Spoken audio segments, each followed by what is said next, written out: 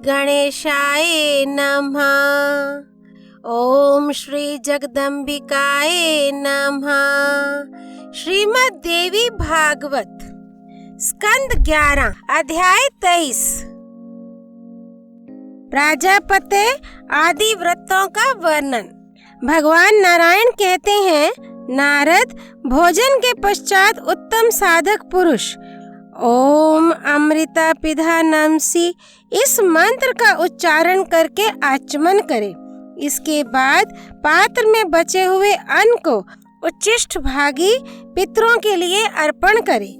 उस समय ऐसा कहना चाहिए, हमारे कुल में उत्पन्न तथा जो भी दास दासी हो चुके हैं तथा जो हमसे अन्न पाने की अभिलाषा रखते हैं, वे सभी भूतल पर रखे हुए मेरे इस अन्न से तृप्त हो जाएं। तदुपरांत इस मंत्र से जल दे। रौरव नामक नरक घोर अपवित्र स्थान है, जो वहाँ असंख्य वर्षों से यातना भोग रहे हैं और जिन्हें मुझसे जल पाने की इच्छा है, वे इस दिए हुए अक्षयोदक से तृप्त हो जाएं। भोजन के समय हाथ में पड़े हुए पवित्रक को ग्रंथि खोलकर पृथ्वी पर रख दे। जो विप्र उसे पात्र में ही रख देता है, उसे पंक्ति दूषक कहते हैं। यदि द्विज का उच्छिष्ट से या कुत्ते अथवा चांडाल से स्पर्श हो जाए तो वह दोष का भागी होता है।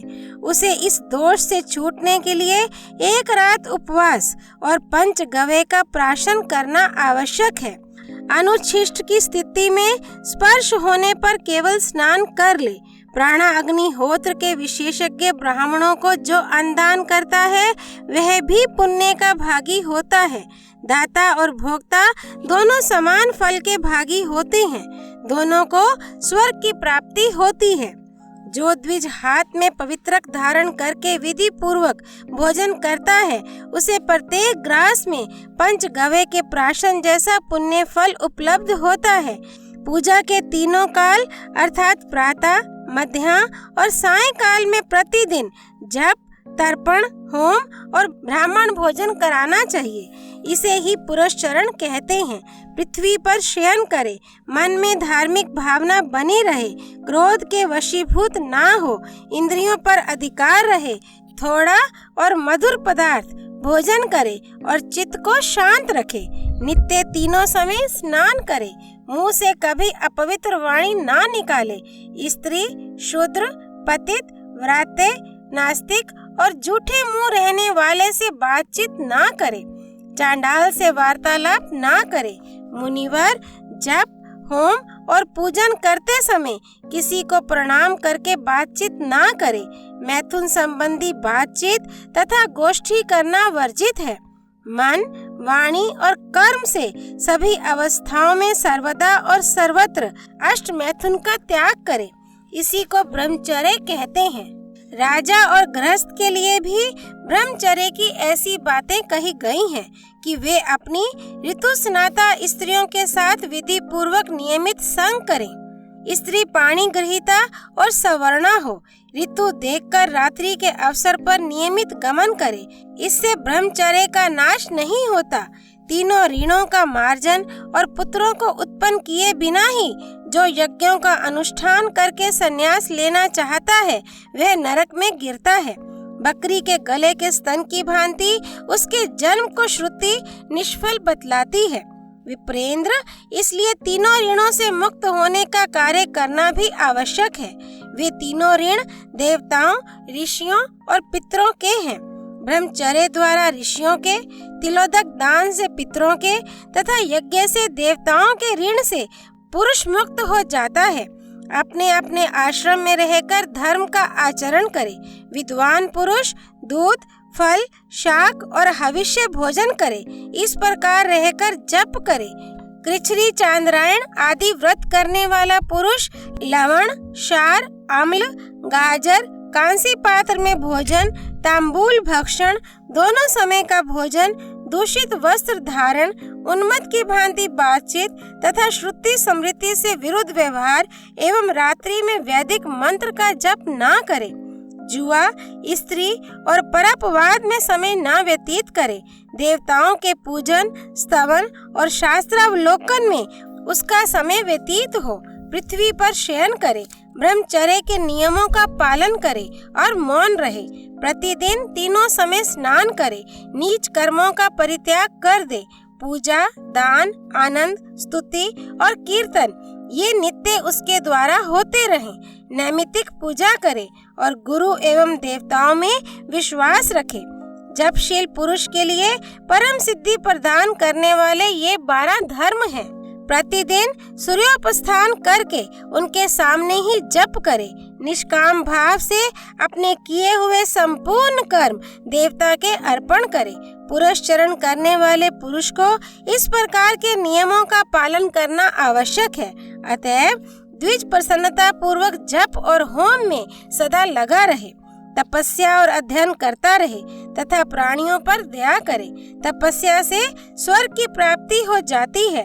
तप महान फल को देने वाला है। नियमित रूप से तपस्या करने वाले पुरुष के सभी कर्म सिद्ध हो जाते हैं।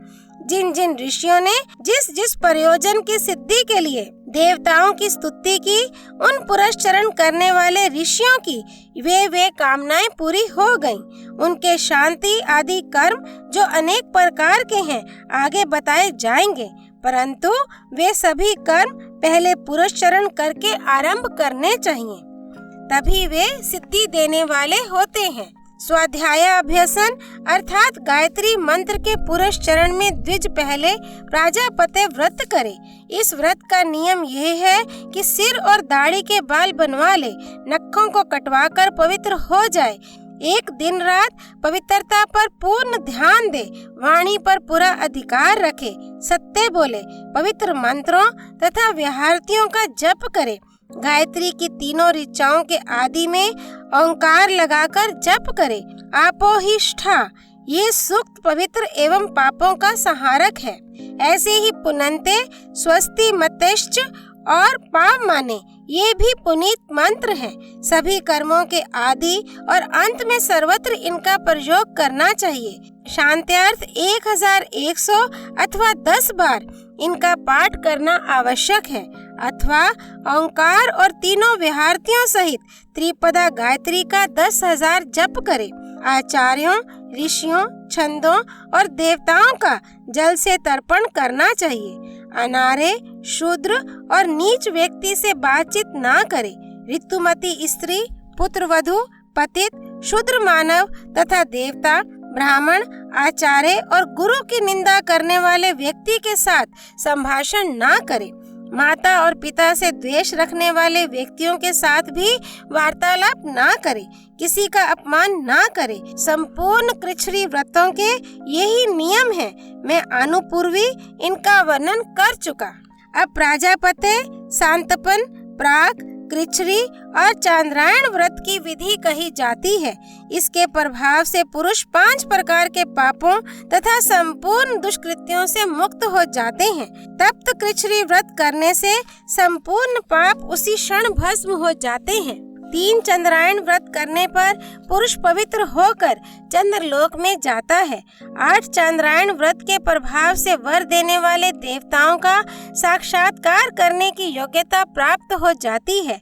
10 चंद्रायण व्रत करने से छंदों का ज्ञान प्राप्त करके मनुष्य संपूर्ण मनोरथों को पा लेता है। 3 दिन प्रातःकाल और 3 दिन सायंकाल तथा 3 दिन बिना मांगे जो कुछ मिल जाए उसी का भोजन करे। इसके बाद 3 दिन तक उपवास करे। इस प्रकार द्विज को प्राजापत्य व्रत करना चाहिए। अब सांतपन व्रत का स्वरूप बतलाते हैं।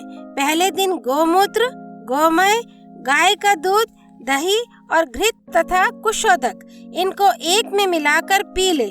दूसरे दिन उपवास करे। इस प्रकार 2 रात्रि में ये कृच्छ्री सांतपन व्रत पूर्ण माना गया है। अब अति कृच्छ्री व्रत कहते हैं। 3 दिनों तक 1-1 ग्रास, 3 दिनों तक 2-2 ग्रास और 3 दिनों तक 3-3 ग्रास तथा 3 दिनों तक उपवास करे। इस प्रकार द्विज को अति कृच्छ्री व्रत करना चाहिए। कृच्छ्री सांतपन व्रत में जो नियम बतलाए गए हैं उन नियमों को तिगुने रूप से पालन किया जाए तो उसे महासांतपन व्रत कहते हैं। अब तप्त कृच्छ्री व्रत बतलाते हैं। इस व्रत में द्विज को चाहिए कि 3-3 दिनों तक क्रमशः जल, क्षीर, घृत तथा वायु पीकर रहे। जल गर्म पीना चाहिए। एक समय स्नान करे। नियम पूर्वक केवल जल के आहार पर रहे। यह प्राजापत्य व्रत की विधि बतलाई गई है। मन को अधिकार में रखे। प्रमथ की भांति आचरण ना करे। 12 दिनों तक उपवास करे। इसी को प्राक कृच्छ्री व्रत भी कहते हैं। इसमें संपूर्ण पापों को नाश करने की शक्ति है।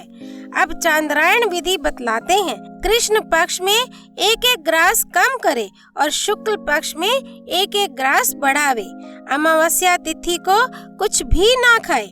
चांद्रायण व्रत में इस प्रकार की विधि का पालन करना चाहिए। इस व्रत में त्रिकाल स्नान करने का नियम है। विप्र प्रातः काल स्नान करने के पश्चात अपना आहनिक कृत्य करके मध्याह्न काल में 4 ग्रास भोजन करे।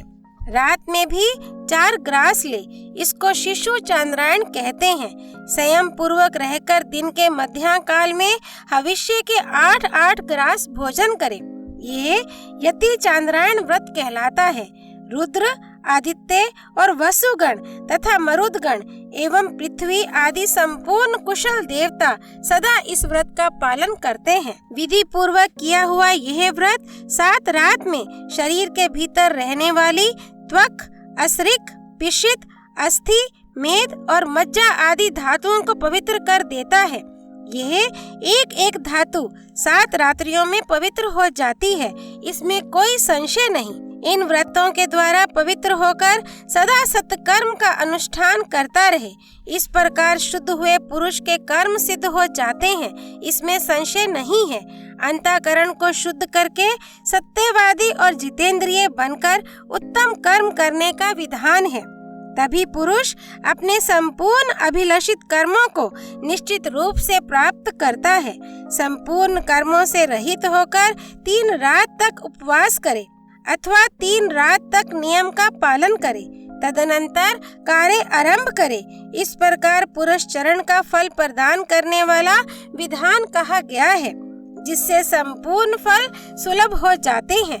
गायत्री के पुरुष चरण से संपूर्ण कामनाएं सिद्ध हो जाती हैं। देव ऋषि विशाल पापों का उच्छेद करने वाली यह गायत्री की उपासना तुम्हारे सामने स्पष्ट कर दी।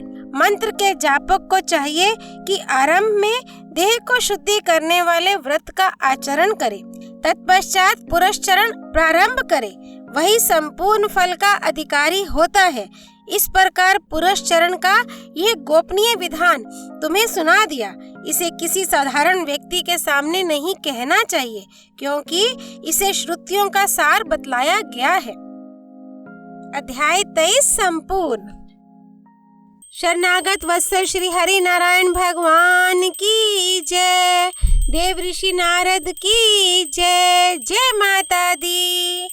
श्री भगवती देवी अर्पणमस्तु।